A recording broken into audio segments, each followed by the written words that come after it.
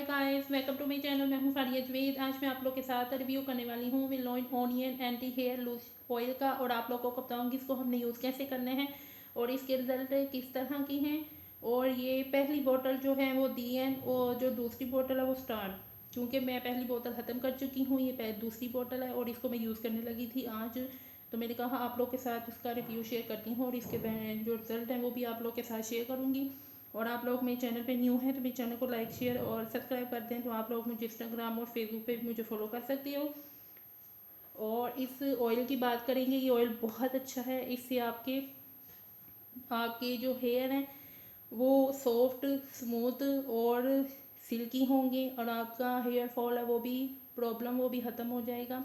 इससे आपके बाल घने भी होंगे, और आपने इसको अपने बालों में लगाना है और लगा के आपने ना जेंटली मसाज करनी है।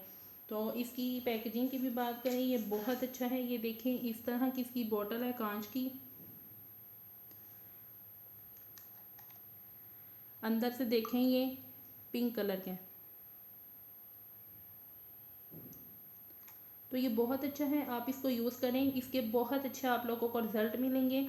इससे आपके आपके हेयर का जो डैंड्रफ है वो भी ख़त्म होगा। इससे आपके हेयर जो है बहुत ज़्यादा स्मूथ और सिल्की होंगे, और आपने इसको यूज़ करना है। इसकी जो प्राइस है 250 इसकी प्राइस है। जो मैंने मैंने ये थोड़े दिन पहले एक और बाय किया है, तो इसकी मेरे जो प्राइस है वो है 250, और पहले वाले की भी 250 थी।